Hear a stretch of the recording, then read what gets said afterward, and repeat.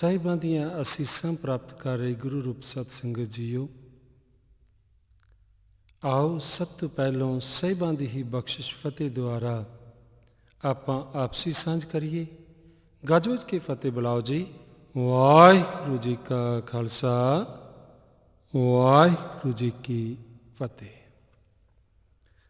ਸੰਸਾਰ ਦੇ ਵਿੱਚ ਵਿਚਰਦਿਆਂ ਹੋਇਆਂ ਆਪਾਂ ਦੇਖਦੇ ਹਾਂ ਕਿ ਇੱਕ ਗਰੀਬ ਵਿਅਕਤੀ ਤਾਂ ਦੁਖੀ ਹੈ ਹੀ, ਪਰ ਅਮੀਰ ਵੀ ਦੁਖੀ ਹੀ ਦਿਖਾਈ ਦਿੰਦਾ ਹੈ।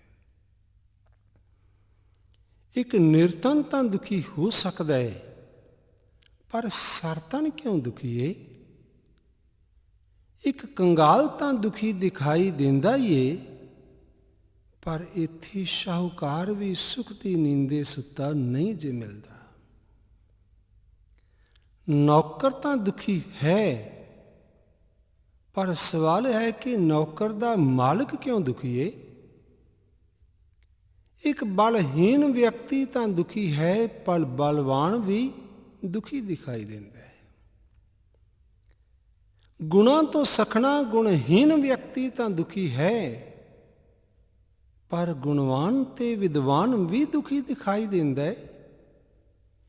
ਬਿਮਾਰ ਦਾ ਦੁੱਖ ਤਾਂ ਆਪਾਂ ਸਾਰੇ ਹੀ ਸਮਝ ਸਕਦੇ ਹਾਂ, ਪਰ ਅਜੀਬ ਜੀ ਬਾਤ ਕਿ ਇੱਥੇ ਤਾਂ ਤਿਮਾਰ ਭਾਵ ਜੋ ਤੰਦਰੁਸਤ ਹੈ ਨਾ, ਉਹ ਵੀ ਦੁਖੀ ਹੀ ਦਿਖਾਈ ਦਿੰਦਾ ਹੈ। ਹੋਰ ਤਾਂ ਹੋਰ, ਪਰਜਾ ਦੇ ਅੰਦਰ ਤਾਂ ਅਮਨ, ਚੈਨ, ਸੁਖ, ਸ਼ਾਂਤੀ ਦੀ ਅਣਹੋਂਦ ਕਰਕੇ ਦੁੱਖ ਪਸਰਿਆ ਹੈ, ਪਰ ਇੱਥੇ ਤਾਂ ਪ੍ਰਜਾਪਤੀ ਰਾਜਾ ਵੀ ਸੁਖ ਦੀ ਨੀਂਦੇ ਸੁੱਤਾ ਨਹੀਂ ਜੇ ਮਿਲਦਾ।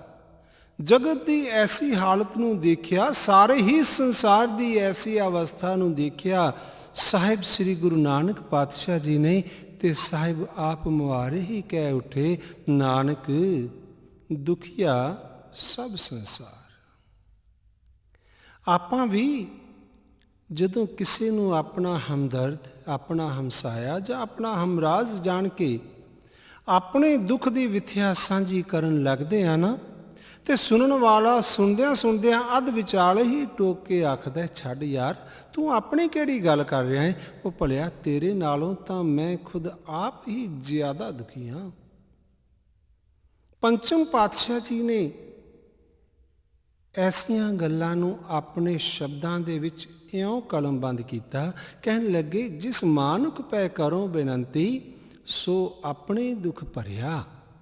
ਇਵੇਂ ਲੱਗਦਾ ਜਿਵੇਂ ਦੁੱਖ ਕੀਆਂ ਪੰਡਾਂ ਖੁੱਲੀਆਂ, ਸੁਖ ਨਾ ਨਿਕਲਿਓ ਕੋਏ।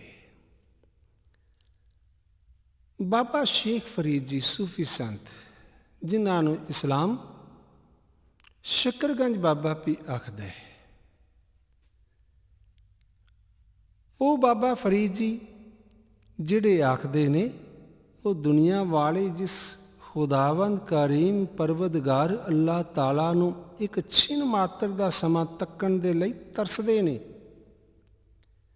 ਦੁਨੀਆ ਵਾਲੇ ਅਰਦਾਸਾਂ ਤੇ ਬੇਨਤੀਆਂ ਕਰਦੇ ਨੇ, ਇਹ ਸਾਹਿਬਾ ਇੱਕ ਪੋਰੀ ਦਰਸ਼ਨ ਦੀਜੈ। ਆਪਾਂ ਵੀ ਬੇਨਤੀ ਕਰਦੇ ਆ ਨਾ, ਸਗਲ ਪਵਨ ਕੇ ਨਾਇਕਾ ਇੱਕ ਛਿਣ ਦਰਸ ਦਿਖਾਏ ਜੀ। ਪਤਾ ਹੈ ਕਿ ਕੇਵਲ ਅਗਰ ਇੱਕ ਛਿਣ ਮਾਤਰ ਸਮਾਂ ਵੀ ਉਸ ਪਰਵਦਗਾਰ ਵਾਹਿਗੁਰੂ ਦੇ ਦੀਦਾਰ ਹੋ ਗਏ ਨਾ, ਉਸ ਦੇ ਨੂਰ ਨੂੰ ਤੱਕ ਲਿਆ ਤੇ ਪਾਰ ਉਤਾਰਾ ਹੋ ਜਾਏਗਾ। ਉਹ ਬਾਬਾ ਫਰੀਦ ਜੀ ਆਖਦੇ ਨੇ ਕਿ ਮੈਂ ਉਸ ਖੁਦਾ ਨੂੰ, ਉਸ ਵਾਹਿਗੁਰੂ ਨੂੰ, ਅੱਲਾਹ ਤਾਲਾ ਨੂੰ ਮੈਂ ਤੱਕਿਆ, ਤੇ ਐਸਾ ਵੀ ਨਹੀਂ ਕਿ ਮੈਂ ਕੋਈ ਦੂਰੋਂ ਜਾਂਦਿਆਂ ਵੇਖ ਲਿਆ ਏ। ਨਹੀਂ ਨਹੀਂ ਨਹੀਂ, ਬਲਕਿ ਮੈਂ ਉਸ ਨੂੰ ਮਿਲਿਆ ਤੇ ਉਸ ਵਾਹਿਗੁਰੂ ਜੀ ਨੇ ਖੁਦ ਆਪ ਮੇਰਾ ਨਾਮ ਲੈ ਕੇ ਮੇਰੇ ਨਾਲ ਕੁਝ ਬਚਨ ਬਿਲਾਸ ਕੀਤੇ ਨੇ।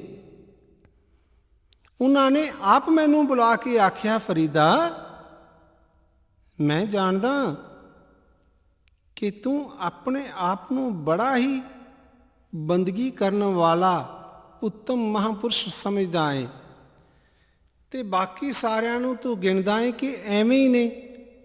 ਪਰ ਧਿਆਨ ਕਰ, ਮੈਂ ਤੈਨੂੰ ਇਹ ਗੱਲ ਆਖ ਦਿੰਦਾ ਕਿ ਆਪਣੇ ਮਨ ਦੇ ਵਿੱਚ ਜਿਹੜਾ ਇਹ ਪਾਇਆ ਹੋਇਆ ਵਿਤਕਰਾ ਹੈ ਨਾ, ਆਪਣੇ ਆਪ ਨੂੰ ਉੱਚਾ ਤੇ ਦੂਸਰਿਆਂ ਨੂੰ ਤੂੰ ਨੀਵਾਂ ਸਮਝਦਾ, ਇਹ ਊਚ ਨੀਚ ਵਾਲੀ ਭੇਦ ਭਾਵਨਾ ਖਤਮ ਕਰ ਦੇ। ਫਰੀਦਾ, ਮਨ ਮੈਦਾਨ ਕਰ, ਟੋਏ ਟਿੱਬੇ ਲਾ। ਤੇ ਜਦੋਂ ਤੂੰ ਆਪਣੇ ਮਨ ਨੂੰ ਪਲੇਨ ਕਰ ਲਏਗਾ, ਮੈਦਾਨ ਕਰ ਲਏਗਾ, ਵਿਤਕਰੇ ਤੇ ਊਚ ਨੀਚ ਦੀ ਭਾਵਨਾ ਖਤਮ ਕਰ ਲਏਗਾ ਨਾ, ਤਾਂ ਫਿਰ ਮੈਂ ਤੇਰੇ ਨਾਲ ਇੱਕ ਵਾਅਦਾ ਕਰਦਾ। ਤੈਨੂੰ ਪਤਾ ਹੈ ਨਾ, ਸਾਰੀ ਦੀ ਸਾਰੀ ਦੁਨੀਆ ਦੇ ਜਿਤਨੇ ਵੀ ਖਜ਼ਾਨੇ ਨੇ, ਧਰਤੀ ਤੋਂ ਲੈ ਕੇ ਚੰਦ ਤੱਕ, ਨਹੀਂ, ਬਲਕਿ ਸੂਰਜ ਤੋਂ ਲੈ ਕੇ ਸਮੁੰਦਰ ਤੱਕ ਜਿਤਨੇ ਵੀ ਪਦਾਰਥਾਂ ਦੇ ਖਜ਼ਾਨੇ ਨੇ, ਇਹ ਸਾਰੇ ਦੇ ਸਾਰੇ ਮੇਰੀ ਹੀ ਮਲਕੀਅਤ ਨੇ ਨਾ।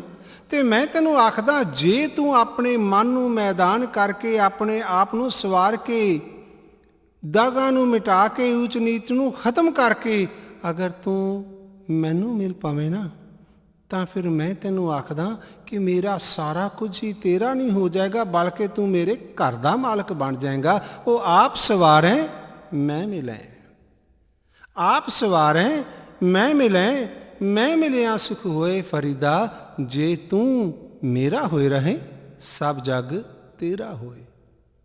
ਉਹ ਬਾਬਾ ਫਰੀਦ ਜੀ ਜਿਨ੍ਹਾਂ ਦੇ ਕੋਲ ਇਤਨੀ ਜ਼ਿਆਦਾ ਬਖਸ਼ਿਸ਼ ਔਰ ਉਹ ਬਖਸ਼ਿਸ਼ਾਂ ਦੇ ਪਾਤਰ ਬਣ ਗਏ ਨਿਰੰਕਾਰ ਦੇ, ਅਕਸਰ ਹੀ ਦੁਨੀਆ ਵਾਲੇ ਉਹਨਾਂ ਦੇ ਦਰ 'ਤੇ ਜੁੜੇ ਰਹਿੰਦੇ, ਟੁਕ ਟੁਕ ਕੇ ਆਉਂਦੇ, ਆਪਣੇ ਦੁੱਖਾਂ ਤੋਂ ਛੁਟਕਾਰਾ ਪਾਉਣ ਦੇ ਲਈ, ਆਪਣੀਆਂ ਮੁਰਾਦਾਂ ਨੂੰ ਪੂਰੀਆਂ ਕਰਵਾਉਣ ਦੇ ਲਈ ਆ ਕੇ ਬਾਬਾ ਜੀ ਨੂੰ ਬੇਨਤੀ ਕਰਦੇ ਕਿ ਬਾਬਾ ਤੁਸੀਂ ਸਾਡੇ ਲਈ ਦੁਆ ਕਰੋ, ਤਾਂ ਕਿ ਸਾਨੂੰ ਨਿਰੰਕਾਰ ਦੇ ਘਰੋਂ ਖੁਸ਼ੀਆਂ ਤੇ ਖੇੜੇ ਮਿਲਣ। ਸ਼ਕਰਗੰਜ ਬਾਬਾ ਫਰੀਦ ਜੀ ਨੂੰ ਕਿਸੇ ਵਿਅਕਤੀ ਨੇ ਪੁੱਛ ਲਿਆ, ਬਾਬਾ ਜੀ ਇਤਨੀ ਦੁਨੀਆ ਤੁਹਾਡੇ ਦਰ 'ਤੇ ਟੁਕੀ ਰਹਿੰਦੀ ਏ, ਬੜੇ ਹੀ ਲੋਕਾਂ ਦਾ ਰਸ਼ ਰਹਿੰਦਾ ਏ, ਭਲਾ ਤੁਹਾਡੀ ਨਜ਼ਰੇ ਦੁਨੀਆ ਦੀ ਕੀ ਹਾਲਤ ਹੈ? ਤੇ ਬਾਬਾ ਫਰੀਦ ਜੀ ਕਹਿਣ ਲੱਗੇ, ਉਹ ਭਲਿਓ ਮੈਨੂੰ ਕੀ ਪੁੱਛਦੇ ਹੋ, ਮੈਂ ਤਾਂ ਸੋਚਦਾ ਸਾਂ ਕਿ ਕੇਵਲ ਇਹ ਲੋਭ ਲਾਲਚ ਤੇ ਹਿਰਸ ਦੇ ਮਾਰੇ ਹੋਏ ਵਿਅਕਤੀਆਂ ਦੇ ਕਰਕੇ ਮੈਨੂੰ ਨਿਰੰਕਾਰ ਦੀ ਯਾਦ ਭੁੱਲਦੀ ਏ, ਤੇ ਇਸੇ ਕਰਕੇ ਮੈਂ ਦੁਖੀ ਹੋ ਜਾਂਦਾ। ਪਰ ਇੱਥੇ ਤਾਂ ਜਿਸ ਚੀਜ਼ ਦੇ ਨਾਲ ਵੀ ਗੱਲ ਕਰਕੇ ਵੇਖੀ ਨਾ, ਸਾਰੇ ਹੀ ਕਿਸੇ ਨਾ ਕਿਸੇ ਦੁੱਖ ਦੇ ਕਰਕੇ ਦੁਖੀ ਹੀ ਦਿਖਾਈ ਦਿੱਤੇ। ਬਾਬਾ ਫਰੀਦ ਜੀ ਨੇ ਇਹ ਬਚਨ ਫਰਮਾਏ, ਕਹਿਣ ਲੱਗੇ, ਮੈਂ ਜਾਣਿਆ ਦੁੱਖ ਮੁਝ ਕੋ, ਮੈਂ ਜਾਣਿਆ ਦੁੱਖ ਮੁਝ ਕੋ, ਦੁੱਖ ਸੁਭਾਇਆ ਜਗ। ਉਹ ਕੋਠੇ ਚੜ੍ਹ ਕੇ ਵੇਖਿਆ ਤਾਂ ਘਰ ਘਰ ਇਹੋ ਅੱਗ। ਜਿਉਂ ਹੀ ਉੱਚਾ ਹੋ ਕੇ ਮੈਂ ਦੇਖਿਆ ਨਾ, ਆਪਣੇ ਆਪ ਤੋਂ ਉੱਠ ਕੇ ਦੇਖਿਆ ਹੈ ਨਾ, ਤਾਂ ਸਾਰੇ ਹੀ ਦੁਖੀ ਦਿਖਾਈ ਦਿੱਤੇ।